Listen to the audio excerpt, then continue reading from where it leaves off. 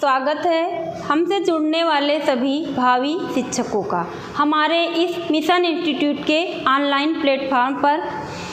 हमने अब अपनी पिछली कक्षाओं में अभी तक वर्णमाला का ही अध्ययन किया है और आगे भी अभी वर्णमाला का ही अध्ययन करेंगे। वर्णमाला के हमने कौन कौन से टॉपिक पढ़ लिए हैं, तो हमने वर्णमाला का टॉपिक पहला पढ़ा था माहेश्वर सूत्र, फिर हमने पढ़ा प्रत्याहार, फिर उसके बाद प्रत्याहार के बाद हमने पढ़ा वर्णमाला का विभाजन स्वर और व्यंजन में। इसके बाद फिर हमने पढ़ा अगले टॉपिक में उच्चारण स्थान। आज का हमारा माहेश्वर सूत्रों में टॉपिक क्या है? प्रयत्न। आज हम लोग वर्णमाला के अंतर्गत प्रयत्न का अध्ययन करेंगे। प्रयत्न क्या होता है तो देखते हैं। वर्णों के उच्चारण के समय, यानी जब हम वर्णों का उच्चारण करते हैं तो उच्चारण के समय जब ध्वनि मुख के किसी भाग को स्पर्श करती है या वायु स्पर्श करती है, उसके स्थान पर हमने उच्चारण स्थान पढ़ लिए थे। लेकिन प्रयत्न क्या है, तो हम अपने मुख से, यानी वर्णों के उच्चारण के समय मुख से हम जो प्रयास करते हैं, मुख के अंदर से जो प्रयास होता है उसे ही प्रयत्न कहते हैं। यानी हम इसको कैसे परिभाषित कर सकते हैं, तो हम ऐसे परिभाषित कर सकते हैं, वर्णों के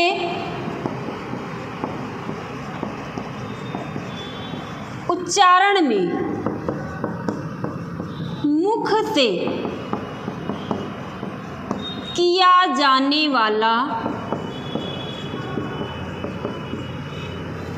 जाने वाला आंतरिक प्रयास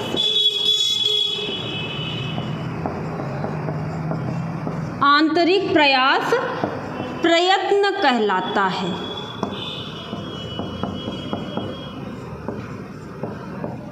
यानी हम इसको ऐसे अपने शब्दों में समझ सकते हैं कि जब भी हम कोई वर्ण को बोलना चाहते हैं तो उसके लिए कुछ न कुछ प्रयास करते हैं। आप जैसे का उच्चारण कर रहे हैं, तो जब आप बोलना चाह रहे हैं उसके पहले से ही आपका मुख कुछ न कुछ तैयारी करता है। मान लो आप कोई वर्ण बोलते हैं और आवाज़ आपकी बाहर ना निकले, तो देखिए आप भले ध्वनि बाहर ना निकाल रहे हो, लेकिन प्रयास तो अंदर से हो रहा है। तो इसी प्रयास को ही हम प्रयत्न कहते हैं। फिर आती है बात, प्रयत्न कितने प्रकार के होते हैं, तो हम देखते हैं प्रयत्न 2 प्रकार के होते हैं, यत्नो द्विधा। अब ये क्या कहा गया है, यत्नो द्विधा। हमने यहाँ प्रयत्न डाला, यहाँ यत्न, तो दोनों एक ही चीज़ है, चाहे प्रयत्न कहें चाहे यत्न कहें, दोनों का एक ही अर्थ है। इसमें क्या कहा गया कि प्रयत्न 2 प्रकार के होते हैं,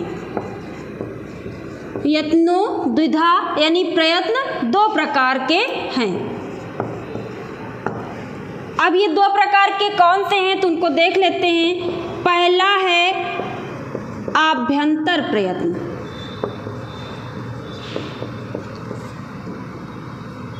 और दूसरा है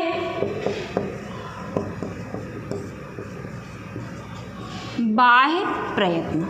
आभ्यंतर प्रयत्न और बाह्य प्रयत्न, ये 2 प्रकार के हमारे प्रयत्न होते हैं। अच्छा, अब इनमें अंतर क्या है?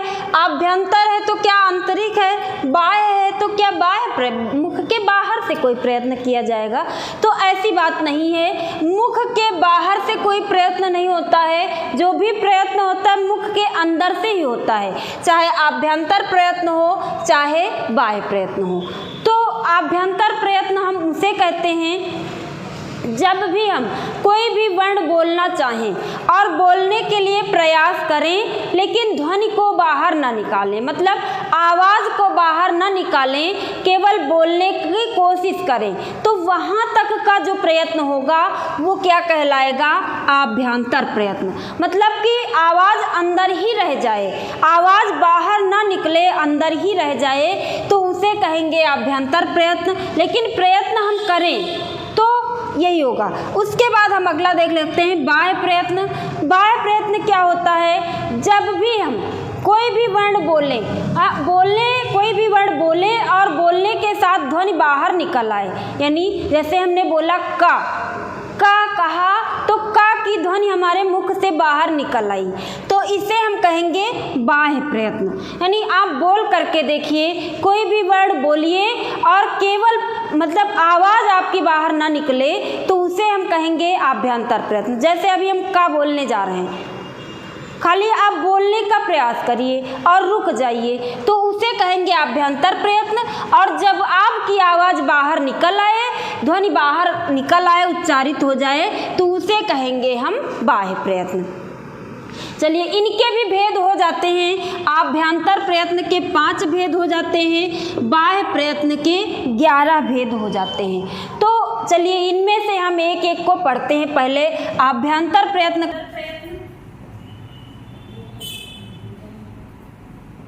आभ्यंतर प्रयत्न, आभ्यंतर प्रयत्न के कितने भेद हैं? तो 5 भेद। आभ्यंतर प्रयत्न के 5 भेद, जिनमें से पहला हम देख लेते हैं स्पष्ट, दूसरा है ईसद स्पष्ट, तीसरा है ईसद विव्रत और चौथा है विव्रत और 5वां है समृत। ये आभ्यंतर प्रयत्न के 5 भेद हैं। यानी प्रश्न कई बार पूछा गया है, आभ्यंतर प्रयत्न कितने हैं? 5 हैं। कौन से हैं? तो स्पष्ट, ईसद स्पष्ट, ईसद विव्रत, विव्रत और समृत। अब यहाँ से नाम से भी प्रश्न बना हुआ है, पूछ लिया जाएगा निम्नलिखित में से कौन सा ईसद स्पष्ट, कौन सा आभ्यंतर प्रयत्न नहीं है। तो आपको नाम भी याद रख लेने हैं। अब स्पष्ट को हम देख लेते हैं। तो स्पष्ट का अर्थ होता है स्पर्श, यानी जो हमने स्पर्श व्यंजन पढ़े थे वही इसमें आ जाएंगे स्पष्ट में। स्पर्श वर्ण वही जो है इसमें स्पष्ट में आ जाएंगे। स्पष्ट का अर्थ ही होता है स्पर्श का। फिर दूसरा हम देख लेते हैं ईसद स्पष्ट। ईसद का अर्थ होता है थोड़ा, स्पष्ट का मतलब स्पर्श। यानी स्पष्ट वर्ण जो है उनको उच्चारण करने में ध्वनि यानी मुख की वायु मुख के किसी न किसी भाग को स्पर्श करती है, इसीलिए उनको स्पर्श व्यंजन कहा गया और स्पर्श को ही स्पष्ट कहा गया। अब दूसरा आता है ईसद स्पष्ट। ईसद का मतलब है थोड़ा, स्पष्ट का मतलब है स्पर्श करना। यानी जिन ध्वनियों को उच्चारण करने में हमारे मुख की वायु यानी ध्वनि मुख के भाग को थोड़ा स्पर्श करे, उसे कहा जाएगा ईसद स्पष्ट। तो इसके अंतर्गत आ जाते हैं अंतस्थ वर्ण। अंतस्थ वर्ण आ जाएंगे ईसद स्पष्ट में। ईसद विव्रत में कौन से आ जाएंगे? तो ईसद विव्रत में आ जाएंगे हमारे ऊष्म वर्ण। ईसद का मतलब थोड़ा, विव्रत का मतलब होता है खुला हुआ। यानी जिन वर्णों को बोलने में हमारा मुख थोड़ा खुलता है उनको कहते हैं ईसद विव्रत। इसमें आ जाएंगे ऊष्म वर्ण।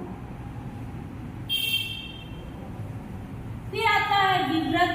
विव्रत का अर्थ है जिन वर्णों को उच्चारित करने में हमारा मुख पूरी तरीके से खुला, यानी पूरी तरीके से खुल जाए, वो वर्ण कहलाते हैं विव्रत।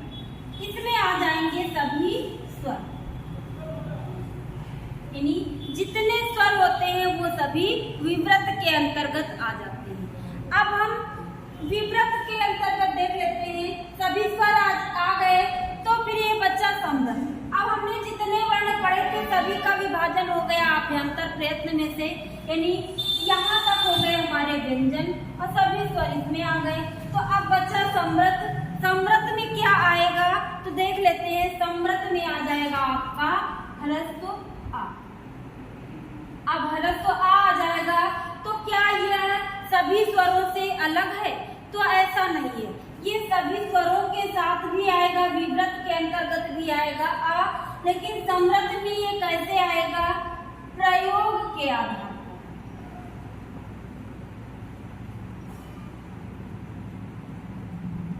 प्रयोग के आधार पर समृद्ध ह्रस्व आ समृद्ध हो जाता है।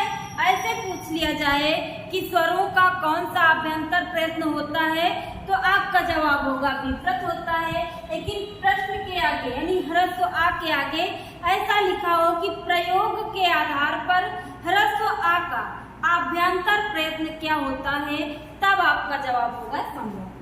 तो इस पर तो वर्ण हमने देख लिया, यानी का से लेकर के मा तक।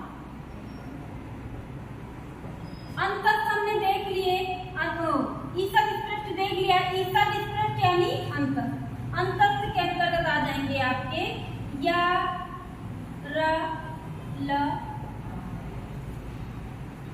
ऊष्म के अंतर्गत आ जाएंगे तीनों श्रा और ह।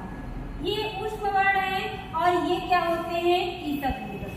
सभी स्वर यानी जो हमने 9 स्वर पढ़े हैं वो आ जाएंगे विव्रत के अंतर्गत। आ 9 स्वर ही पढ़ते, आ ई उ री री ए ओ ऐ औ। ये हमारे हो जाएंगे विव्रत स्वर। अब ह्रस्व आ यहाँ भी आया और ह्रस्व आ यहाँ भी आया, तो यहाँ पे इसका यही आधार है, वो प्रयोग के आधार पर यहाँ आ गया। और ऐसे साधारण रूप से आ का पूछ लिया जाए कि अभ्यंतर प्रयत्न क्या है तो विव्रत हो जाता है।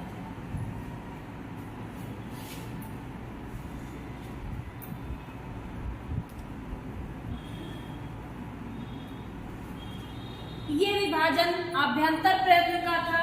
अब बाह्य प्रयत्न का देख लेते हैं। बाह्य प्रयत्न के कितने भेद, यानी दूसरा प्रयत्न हमारा बाह्य प्रयत्न था। बाह्य प्रयत्न के कितने प्रकार, तो 11 प्रकार का होता है। अभ्यंतर प्रयत्न 5 प्रकार का और बाह्य प्रयत्न 11 प्रकार का। देख लेते हैं कौन कौन से 11 है।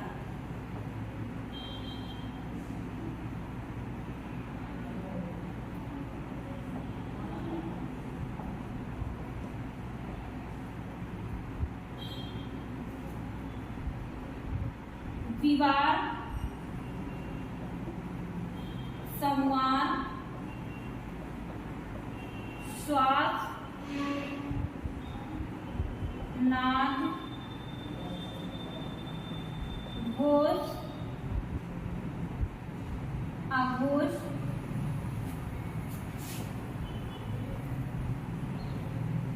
अल्पप्राण, महाप्राण, उदात्त, अनुदात्त, स्वरित। ये बाह्य प्रयत्न के भेद है 11। अभ्यंतर के 5 हम पढ़ चुके हैं, स्पृष्ट, ईसद स्पृष्ट, ईसद विव्रत, विव्रत, समृद्ध। अब बाह्य प्रयत्न के पढ़ते हैं विवार, संवार, श्वास, नाद, घोष, आघोष, अल्पप्राण, महाप्राण, उदात्त, अनुदात्त, स्वरित। ये 11 जो है ये बाह्य प्रयत्न कहलाते हैं। अब इनके वर्णों से भी कभी कभी प्रश्न पूछ लिया जाता है, तो हम स्वरों से शुरू करते हैं, यानी उदात्त, अनुदात्त और स्वरित। ये स्वरों के भेद होते हैं। स्वरों के भेद हो जाते हैं, उदात्त, अनुदात्त, स्वरित। अब देख लेते हैं कि उदात्त क्या है और अनुदात्त क्या है तथा स्वरित क्या है। तो उदात्त, जैसे हमने आ लिखा, साधारण जो स्वर होगा वो उदात्त कहलाएगा। यानी यहाँ पे साधारण आ लिखा है तो ये उदात्त हो गया। फिर इसी को हमने ऐसा चिन्ह लगा के लिख दिया तो ये अनुदात्त का चिन्ह हो गया। फिर हम इसको तीसरे तरीके से लिख सकते हैं, ये चिन्ह लगा के लिखा तो ये स्वरित आ हो गया। यानी उदात्त स्वर का कोई चिन्ह नहीं लगता, अनुदात्त स्वर का चिन्ह है स्वर के नीचे एक पड़ी लाइन और स्वरित का चिन्ह क्या है, स्वर के ऊपर एक खड़ी लाइन। अब इन स्वरों का प्रयोग वैदिक संस्कृत में किया जाता था, लौकिक में इसका प्रयोग नहीं होता है। आपके पेपर में ये पूछा जा सकता है कि ये किसका चिन्ह है, या फिर ऐसे पूछा जा सकता है उदात्त, अनुदात्त और स्वरित ये किसके भेद होते हैं, तो आप कह सकते हैं ये स्वरों के भेद होते हैं। फिर देख लेते हैं अल्प प्राण और महाप्राण को। तो अल्प प्राण में आपने पढ़ा होगा कि वर्ग का पहला, तीसरा और पांचवा वर्ण अल्प प्राण कहलाता है, दूसरा और चौथा महाप्राण कहलाता है। यानी जैसे आप का वर्ग पढ़ेंगे तो का अंगा अल्प प्राण हो जाएगा और दूसरा चौथा यानी खा और घा ये महाप्राण हो जाएगा। तो इस तरीके से सभी वर्गों में। अच्छा, अब अंतस्थ वर्ण भी अल्प प्राण के अंतर्गत आ जाते हैं और ऊष्म वर्ण जो है हमारे महाप्राण के अंतर्गत आ जाते हैं। तो ये इतना विभाजन हो गया। अब इसको देख लेते हैं, दोनों एक दूसरे के अपोजिट है, यानी जो वर्ण विवार होगा वो संवार नहीं हो सकता, यानी जो विवार होगा वो संवार नहीं होगा और जो संवार होगा वो श्वास हो सकता है। जो संवार है वो अल्प प्राण हो सकता है और जो संवार है वो महाप्राण भी हो सकता है, लेकिन संवार विवार नहीं हो सकता, श्वास नाद नहीं हो सकता, घोष अघोष नहीं हो सकता। तो ये अब एक दूसरे के अपोजिट है। लेकिन जो विवार है वो श्वास हो सकता है, जो विवार है वह घोष हो सकता है। तो इस तरीके से हम इसका देख लेते हैं विभाजन, हमें कैसे इसके वर्णों को याद रखना है। तो इसके लिए सूत्र दिया गया है, कहा गया है खरो विवारः श्वासः घोषः। अब इसमें क्या कहा गया, इसमें कहा गया कि खर प्रत्याहार में जो वर्ण आएंगे वही वर्ण विवार कहलाएंगे, वही श्वास हो जाएंगे, वही घोष हो जाएंगे। तो खर प्रत्याहार के वर्ण हम देख लेते हैं। खप छठत चटतौ की खा से शुरू करेंगे, खा ख छ ख ख च ट ता तक जाएंगे, वा हलंत है वा को छोड़ देंगे, फिर क प या को छोड़ देंगे, र स स रा तक जाना है। इतने वर्ण आते हैं आपके खर प्रत्याहार में। अब इसको आप याद करने के लिए दूसरे तरीके से याद कर सकते हैं। कैसे, ये यहाँ से यहाँ तक वर्ग के दूसरे अक्षर दिए गए, यहाँ से यहाँ तक वर्ग के पहले अक्षर दिए गए और ये तीनों साथ दिए गए। तो आप दूसरे तरीके से इसको याद रख सकते हैं कि वर्ग का जो पहला अक्षर, दूसरा अक्षर तथा तीनों सा जो है वो हमारे क्या कहलाएंगे, विवार कहलाएंगे, श्वास कहलाएंगे और घोष कहलाएंगे। फिर दूसरा सूत्र आता है हस संवारः नादः अघोषः। अच्छा, यहाँ अघोष खरो विवारः श्वास अघोषः हस संवारः नादः घोष जो है वो हस प्रत्याहार के अंतर्गत आएगा, ये अघोष है।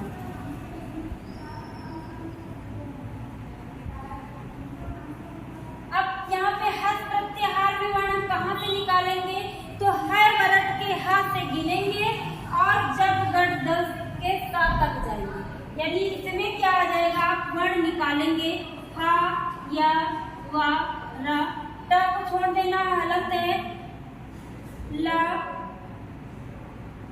न्या मा अंगा अड़ा ना, झ भ न्या को छोड़ देना है, घ ढ ध श, फिर ज ब ग द, इतने वर्ण आएंगे आपके हर्ष प्रत्याहार में। अब इनको हम देख लेते हैं। तो हा आ जाएगा, फिर उसके बाद या वा रा, ये आपके अंतस्थ वर्ण आ जाएंगे। फिर यहाँ से यहाँ तक आपके पांचवें अक्षर हो जाते हैं, यहाँ से यहाँ तक आपके चौथे अक्षर हो जाते हैं, यहाँ से यहाँ तक आपके तीसरे अक्षर हो जाते हैं। तो इस तरीके से हम कह सकते हैं कि वर्ग का तीसरा, चौथा, पांचवा तथा अंतस्थ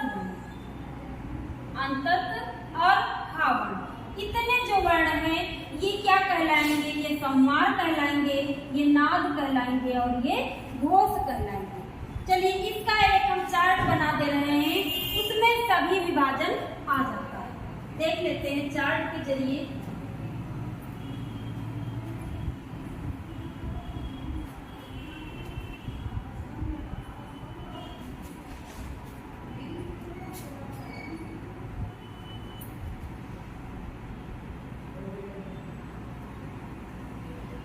पहला है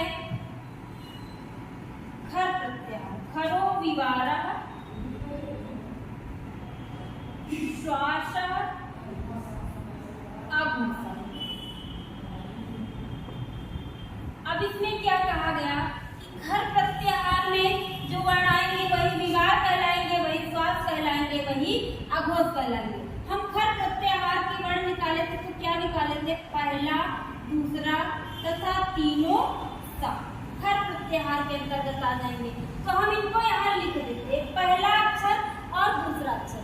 पहला अक्षर हमारा हो जाएगा का, ख, च, छ, ट, ठ, त, थ, प और ये हो गए पहले और दूसरे अक्षर।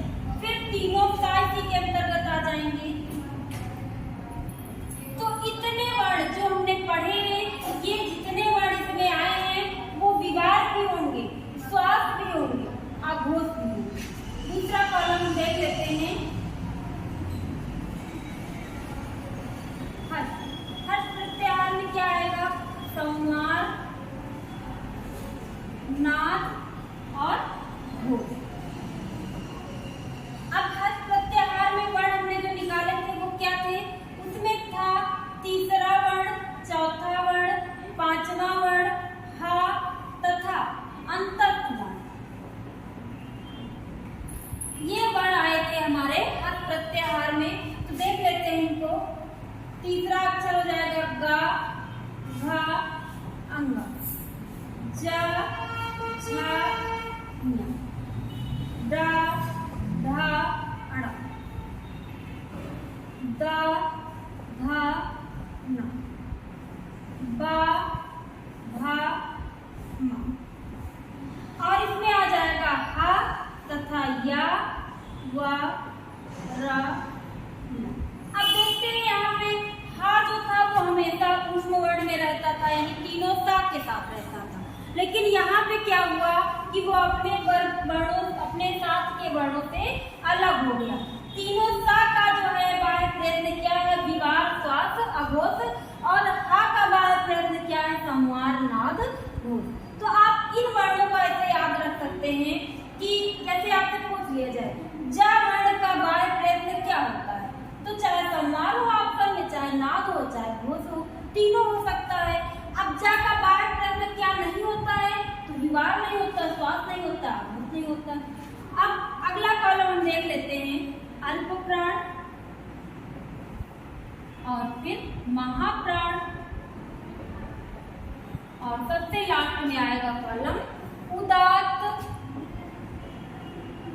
अनुदात्त, स्वरित। उदात्त, अनुदात्त, स्वरित में क्या आ जाएगा? सभी स्वर आ जाएंगे। सिर्फ इनके चिन्ह बदले होते हैं। चिन्ह कैसे बदले होते हैं? तो आप देखेंगे उदात्त का जो चिन्ह है वो ऐसे साधारण, मतलब कोई भी इसमें चिन्ह नहीं लगेगा, चिन्ह नहीं होता है। सूत्र क्या कहा गया है? उच्चई रुदात्त। इसमें क्या कहा गया है? जो मुख के ऊपरी भाग से, यानी जो स्वर मुख के ऊपरी भाग से बोले जाए वो उदात्त कहलाते हैं। दूसरा आता है अनुदात्त। इसके लिए सूत्र दिया गया नीचई अनुदात्त, यानी जो ये आ के नीचे नीचे लगा है चिन्ह, ये अनुदात्त का चिन्ह है। फिर तीसरा आ जाता है इसका प्रकार स्वरित। स्वरित में क्या कहा गया कि जैसे आ आपने लिखा और उसके ऊपर एक लाइन लगा दिया खड़ी।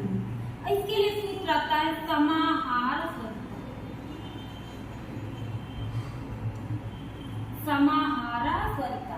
अब इसमें देखेंगे मुख के ऊपरी भाग से उच्चारित होने वाले वर्णों को उदात्त कहा जाता है। मुख के निचले भाग से उच्चारित होने वाले वर्णों को अनुदात्त कहा जाता है। और जहाँ उदात्त और अनुदात्त मिलते हैं, यानी जहाँ मुख के ऊपर का भाग और मुख के नीचे के भाग का समाहार होता है, वहां से उच्चारित होने वाले वर्णों को स्वरित कहा जाता है। और इसके लिए चिन्ह ये दर्शाया जाता है ऐसा, समाहार स्वरिता। ये स्वरित का सूत्र है, यानी स्वरित क्या होता है, तो जहाँ जो समाहार होता है, यानी उच्चई और निच्चई का समाहार जहाँ होता है, वहां से उच्चारित होने वाले वर्णों को स्वरित कहा जाता है। तो ये तो हो गया स्वरों का विभाजन। आ में या ई में भी लग सकता है, किसी भी स्वर में ये चिन्ह लग सकता है। तो जिस स्वर में ये चिन्ह लग जाएगा वो स्वर वही कहलाएगा। अल्पप्राण महाप्राण को हमने देखा था पहला, तीसरा, पांचवा। महाप्राण में हमने क्या देखा था, दूसरा और चौथा। इसमें अंतस्थ आ जाएंगे और इसमें क्या आ जाएंगे, ऊष्म आ जाएंगे। तो इनको भी यहीं पे लिख लेते हैं, पूरा चार्ट कर लेते हैं। का, गा, अंग, चा, जा, ञ, टा, डा, ड़ा, ता, दा, ना, पा, बा, मा। और अंतस्थ भी इसमें आ जाएंगे, या, रा, ला, वा। महाप्राण में देख लेते हैं दूसरा, चौथा। खा, घा, छा, छा, ठा, धा, था, घा, खा, घा। और ऊष्म वर्ण आ जाएंगे, सा, सा, सा, हा। अब देखेंगे यहाँ पे हा अपने ऊष्म वर्णों के साथ में है, सिर्फ वो यहाँ पे अलग हो गया था, यानी यहाँ पे तीनों सा आ गए, विवाद, श्वास, अघोष कहलाए, और हा क्या कहलाया, संवार, नाद। अब जितने वर्ण हैं, यानी जिस कालम में जितने वर्ण दिए गए हैं वो सब, जैसे इसमें इतने वर्ण दिए गए, किसी भी वर्ण का पूछ लिया जाए कि इस वर्ण का बाह्य प्रयत्न क्या कहलाता है, तो इस कालम में जितने वर्ण हैं उसका बाह्य प्रयत्न संवार है, नाद है और घोष है। इस कालम में जितने वर्ण दिए गए उनका बाह्य प्रयत्न विवार है, श्वास है और अघोष है। इस कालम में जितने वर्ण दिए गए वो सभी अल्पप्राण कहलाएंगे। इसमें जितने दिए गए वो महाप्राण कहलाएंगे, और इसमें जो स्वर दिए गए स्वर उदात्त, अनुदात्त और स्वरित हो जाते हैं। तो ये था आपका प्रयत्न। अब इससे प्रश्न कैसे बनता है, प्रश्न देख लेते हैं।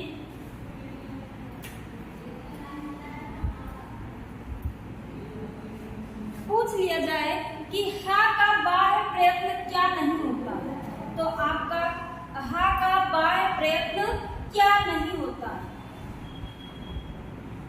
विवार, संवार, नाद, घोष। तो ऐसे में क्या करेंगे, आप देख लेंगे हस, संवारा, नादा, घोषा। वहां पे हा आया था तो हा संवार भी होता है, नाद भी होता है, घोष भी होता है। तो हा का बाह्य प्रयत्न विवार नहीं होगा। आपका सवाल जो पूछा गया है कि हा का बाह्य प्रयत्न नहीं होता है,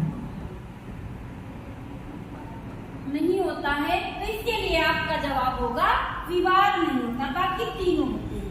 प्रश्न यहाँ से इसी तरीके से बनता है, या फिर नाम से प्रश्न बन जाता है कि निम्नलिखित में से कौन सा प्रयत्न बाह्य है अथवा कौन सा बाह्य नहीं है, या फिर कौन सा आंतरिक है या कौन सा आंतरिक नहीं है। तो आपको नाम याद रखने हैं कि आभ्यंतर प्रयत्न कितने हैं, 5 हैं, और बाह्य प्रयत्न कितने हैं, 11 हैं। तो सभी के नाम याद रख लीजिए। चलिए आज की कक्षा में यहीं तक हम प्रयत्न पढ़े आज की कक्षा में। इसके बाद मिलते हैं हम आप अगली कक्षा में। धन्यवाद।